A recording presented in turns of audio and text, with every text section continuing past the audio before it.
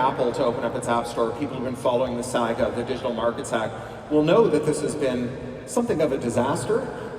So when they ordered Apple to open up the App Store, Apple's first response was, okay, we're going to let Europeans make app stores, but we're going to charge them junk fees so that all the apps cost more if you get them from a European app store. But also, if we think your phone is outside of Europe for more than 20 days, we're going to delete all of your apps and all of your data.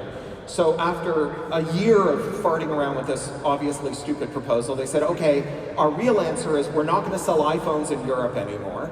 And after everyone called their bluff on that, their new one is, oh, we're going to file 18 ridiculous lawsuits and tie this up for the next 10 years. So it's very clear that it's hard to get monopolists to do what you want as a government, especially when the monopolist is bigger than the government.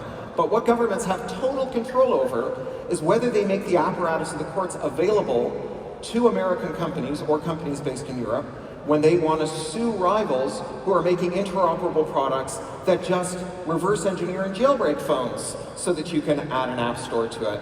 And there's a kind of geopolitical case for this now too. It's not just about tariffs, but you may recall when Putin's thugs looted these tractors from Ukraine, and John Deere company can track where their tractors are. They've got LoJacks on them, and they saw that the tractors had been moved to Chechnya, and they sent a kill signal to those tractors so that they were permanently immobilized. And we all laughed, and it was a great digital comeuppance for, you know, these looters who were engaged in this illegitimate military action. But of course, this is the thing we've been warned that Huawei would do to our telecommunications infrastructure if we allowed the Chinese into our telecoms. We now have this kind of access for Americans who've made it very clear that they no longer have allies or trading partners. They only have rivals and adversaries for Americans to do to our critical agricultural infrastructure and telecommunications infrastructure. I mean, it's ways in which they're using copyright, digital rights management, intellectual property law as a way of creating choke points. You know, choke point capitalism, where they prevent any kind of competition. And if Europe is going to build its own alternative, this Eurostack, then trying to get the big platforms to just agree to it, they win the regulatory game. Yeah. I mean, look, very recently, the International Criminal Court's chief prosecutor, Karim Khan, swore out a genocide complaint against Benjamin Netanyahu. Trump announced this, and Microsoft immediately terminated his Outlook account. So the chief prosecutor of the International Criminal Court lost, at the stroke of a keyboard, his entire email archive, all of the working files of the International Criminal Court, his calendar, and his address book. And so this Eurostack has been the response, right? Let's build made in Europe, open source, transparent alternatives.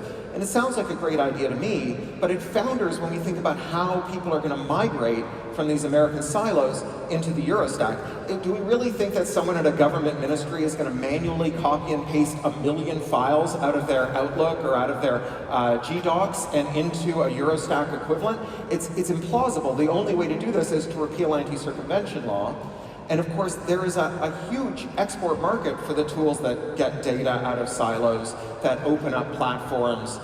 And you know, the domestic case for making it illegal to reverse engineer in Europe is very weak because the only companies that use this law in Europe use them for the most illegitimate reasons. You know, Volkswagen used the implicit threat of attacks on security researchers who audited their engines to allow them to do Dieselgate and kill thousands of Europeans by cheating on their emissions controls. If it were legal for anyone to reverse engineer a Volkswagen informatics system, we would have known about Dieselgate the day they shipped it. Yeah, you know, you talked about adversarial interoperability, the idea that you could force open these platforms and force the platforms to let developers get their data out. I mean, that's the moat that keeps us in these very large platforms.